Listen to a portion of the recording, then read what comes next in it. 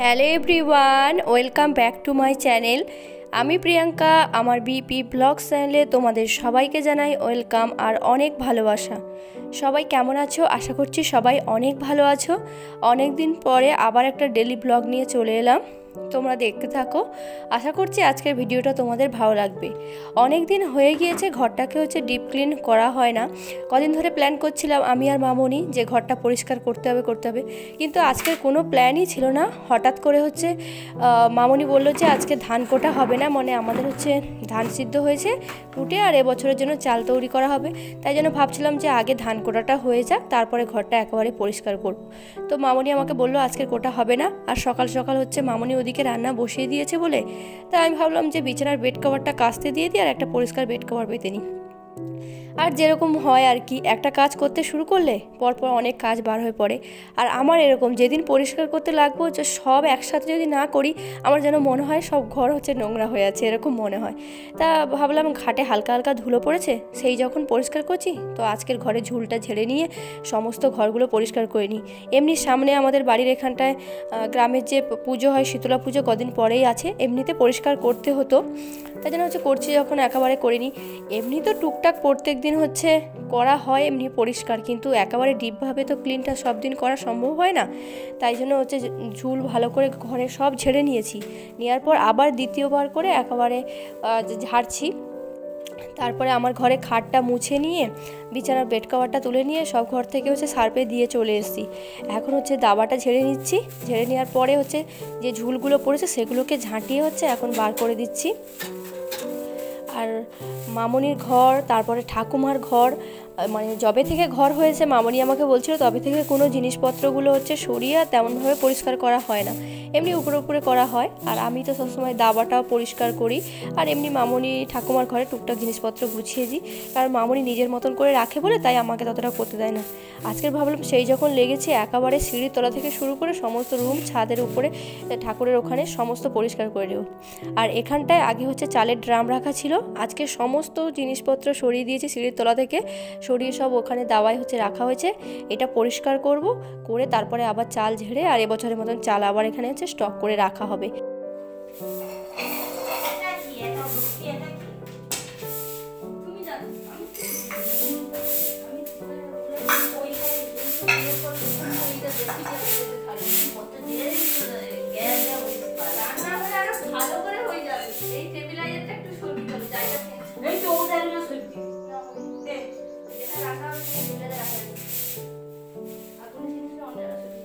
আমার তো আরো জায়গা আছে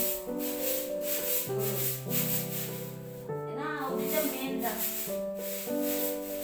ওটা মেন সুমা ঘুরে করলে হবে। উনান তো সিটি কভার এইখানে, উনানটা ওরে গ্যাস এখানে সিলিন্ডারটা রইলে আর এখানে রান্না বান্না সব রাখা যাবে, রান্না করা যাবে। আইসু কি একটা ব্যবস্থা করে দেবে, ওটা মেন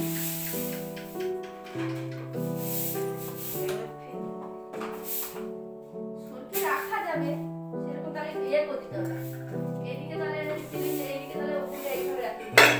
কিন্তু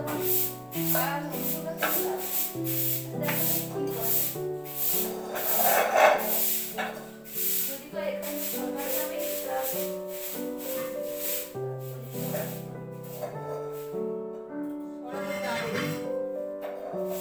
সরানো যাবে, তার দিকে লাইন করে দিয়ে যাবে।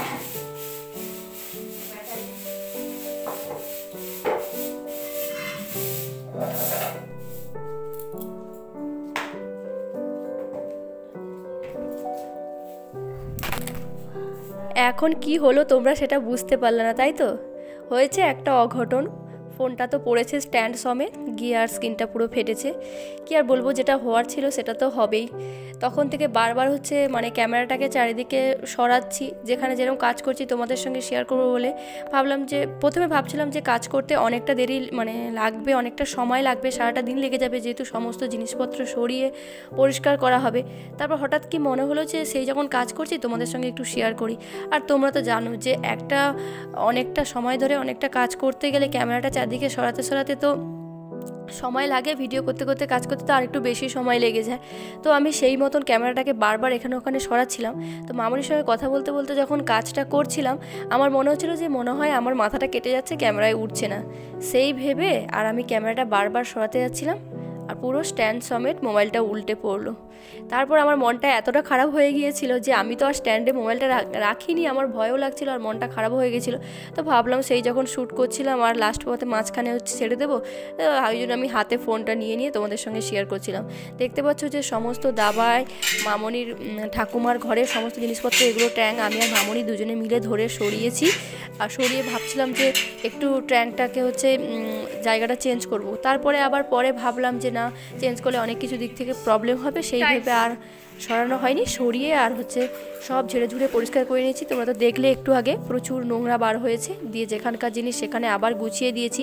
কিন্তু এখন কাজ শেষ হয়ে যায়নি, আর যেহেতু ঝেড়েছি তো প্রচুর ধুলোবালি কিচকিচ করছে, তাই জন্য আমি ভাবলাম আগে ঘরটা মুছে নিই। আর অনেকটা বেলা হয়ে গেছে, সকাল থেকে আমি এখনও পর্যন্ত কিছুই খাইনি। কাজ করতে লাগলে আমার এরকমই হয় যে যতক্ষণ না পর্যন্ত কমপ্লিট করব ততক্ষণ আমার শান্তি নেই। তো দেখতে পাচ্ছ যে সমস্ত ঘরটা আমি ভালো করে মুছে নিয়েছি। সিঁড়িটা আগে মুছেছি, ওই জন্য ওটা শুকনো হয়ে গিয়েছে। এখন দাবাটা সবে সবে মুছেছি, ওই জন্য ভেজা ভেজা আছে। এরপর আমি চলে যাব যে জামা কাপড়গুলো কাচতে দিয়েছিলাম সেগুলো, জামা কাপড় বলতে যে বিছানার যে বেড কভারগুলো কাচতে দিয়েছিলাম সেগুলোকে এখন ছাদে মেলিয়ে নিতে। আর সকাল থেকে খাইনি তো তাই জন্য মাথাটাও কেমন হচ্ছিল, শুধু বারবার ভাবছিলাম সমস্ত কমপ্লিট করব, তারপরে আবার এখন স্নান করে পুজো দিয়ে তারপরে খাওয়া দাওয়া। কাছাকাছি সেরে নিয়ে কিছু জামা কাপড় নিচে মেলিয়ে দিয়েছি, আর বাদবাকি যেগুলো বাকি আছে সেগুলোকে এখন ছাদে মেলাতে চলে এসেছি। আজকে রোদটাও বেশ ভালো আছে আর গরমটাও ভালো পড়েছে।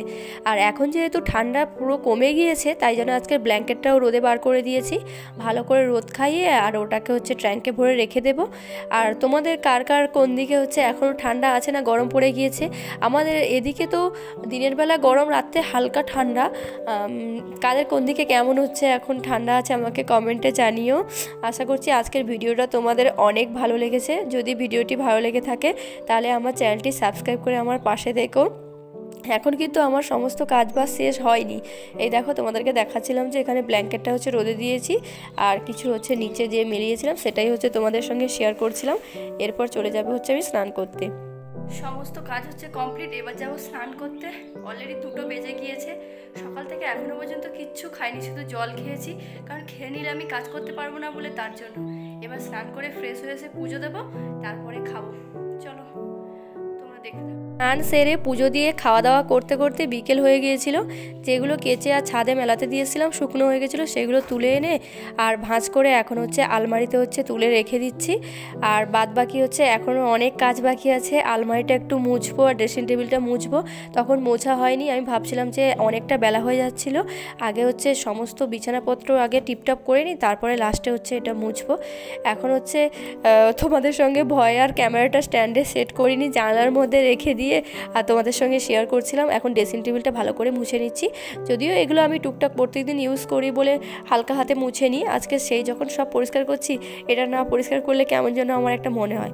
আর সব সময় দেখবে নিজেদের ঘর রুমটা যেখানে মানুষের সব থেকে শান্তির জায়গা, দেখবে বিছানাপত্র সমস্ত কিছু যদি গোছানো থাকে, কার না ভালো লাগে বলো তো? সমস্ত ক্লান্তি যেন দূর হয়ে যায়। সারাদিন ধরে যে এত কিছু করার পরে মানুষের যে টায়ার্ডনেসটা আসে, যখন দেখবে সুন্দর একটা পরিষ্কার ঘর বিছানা দেখলে এমনিতেই অর্ধেক ক্লান্তি চলে যায়। আমি ওই জন্য সবসময় চেষ্টা করি বিছানাপত্র টিপটপ করে রাখতে। দেখবে সকালে উঠে যদি সবার প্রথমে বিছানাটা গুছিয়ে রাখা যায়, যেন মনে হয় যে ঘরের অর্ধেকটা কাজই শেষ। তো তোমাদের সঙ্গে কথা বলতে বলতে এখানটায় আমি একদম কাজের শেষ পথে চলে এসেছি। একদম নিট অ্যান্ড ক্লিন করে গুছিয়ে নিয়েছি পুরো ঘরটা, তোমরা দেখতে পাচ্ছ। আমি আগাগোড়া সবসময় একটু গোছানো, যেখানে থাকি না কেন সেটা আমি নিজের মতন করে গুছিয়ে নিই, যেখানটায় আমি থাকবো। দেখতে পাচ্ছ যে বাইরে প্রায় বেলা শেষ হয়ে এসছে, সন্ধ্যা নেমে এসছে। এখন তো 5টা বেজে গিয়েছে। আর তোমাদেরকে ওই জন্য একবার দেখিয়ে দিচ্ছি যে প্রথমে যখন কাজ শুরু করেছিলাম ঘরের কি অবস্থা ছিল। এখন দেখো সমস্ত পরিষ্কার, ড্রেসিং টেবিল, খাট, আলমারি সমস্ত একদম গুছিয়ে একদম পরিষ্কার করে নিচ্ছি। আর বেশ ভালোও লাগছে, অনেকগুলো দিন পরে পরিষ্কার করলাম, একদম ডিপ ক্লিন। সে অনেক দিন আগেই করা হয়েছিল, বলতে গেলে মাস 2 আগে, তার মধ্যে আর করা হয় না ঠান্ডার জন্য। আর এখানে জামা কাপড়গুলো সব মামনির খাটে রেখেছিলাম, সেগুলোকেও আমি ভালো করে গুছিয়ে নিয়েছি। আজকের ভিডিওটা এখানেই শেষ করে দিচ্ছি, দেখা হচ্ছে নেক্সট ভিডিওতে।